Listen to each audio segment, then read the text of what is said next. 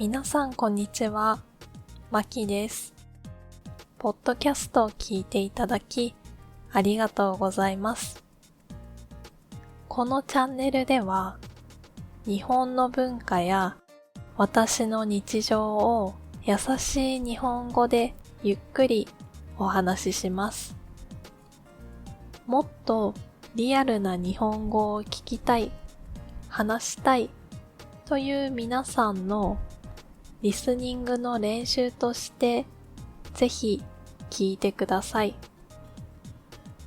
皆さんのレベルに合わせて YouTube の字幕をオンにしたり、設定から話すスピードを変えたりして聞いてください。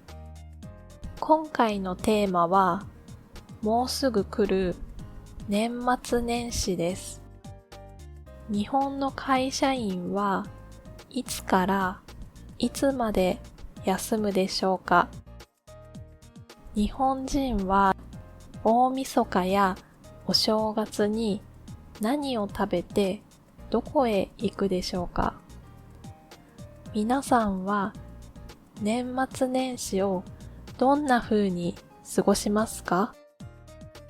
よかったらコメントで教えてくださいね。まずは会社員の年末のお話です。日本の会社はだいたい12月28日頃が仕事納めです。そして1月の3日頃までがお休みになることが多いです。この時期の会社員はみんなワクワクしていますね。仕事納めの前には多くの場合、大掃除があります。会社全体で机の周りやみんなが使う場所をきれいに掃除します。これは1年間の汚れをなくすためです。みんなでやろうという日本らしい文化ですね。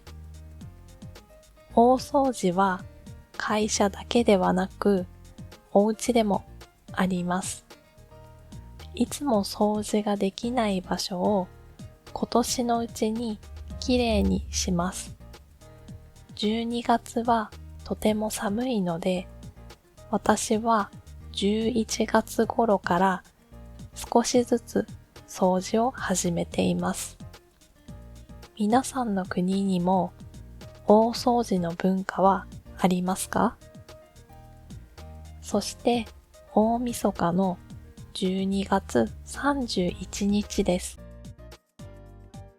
1月1日の元旦に食べるおせち料理を作ったり、家族や仲のいい人たちと一緒に過ごします。私のお家ではこたつに入ってみかんを食べてテレビを見てゆっくり過ごします。この夜に絶対食べるのが年越しそばです。このそばには細くて長いそばのように長く生きる、長生きするという願いがあります。食べる時間は年が変わる直前が多いです。スーパーなどでインスタントのそばも売っているので、もし見つけたら今年の年末に食べてみてください。では、年が明けて元旦の1月1日は特別な日です。朝起きたらまず、明けましておめでとうございますと挨拶をします。そしてお正月に大切なことが初詣です。これは1年で初めて神社やお寺にお参りに行くことです。皆さんに初詣の正しいやり方を私が教えますね。まず、お賽銭という箱にご縁があるようにという意味で5円玉を入れる人が多いです。そしてお参りのやり方は一般的に神社の前で二礼二拍手一礼をします。まず2回深くお辞儀をして二礼、その後に2回手を叩き二拍手、最後にもう一度お辞儀をします。一礼。皆さんも真似してみてくださいね。もう一つ、お正月といえばお年玉です。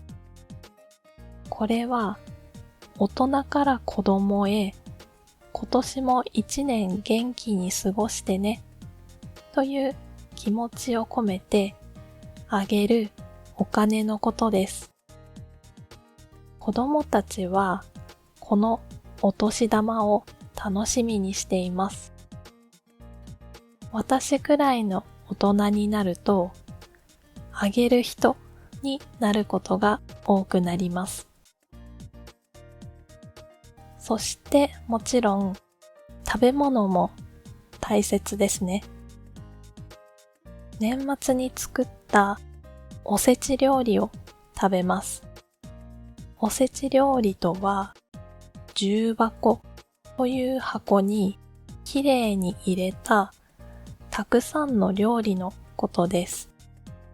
おせち料理は一つ一つの食べ物に意味があります。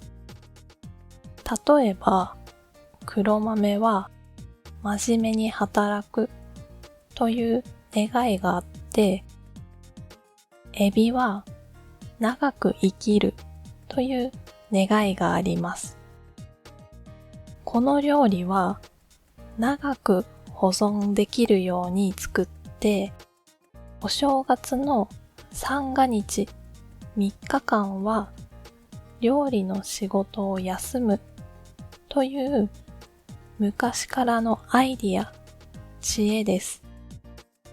それと私が大好きなお餅も食べます。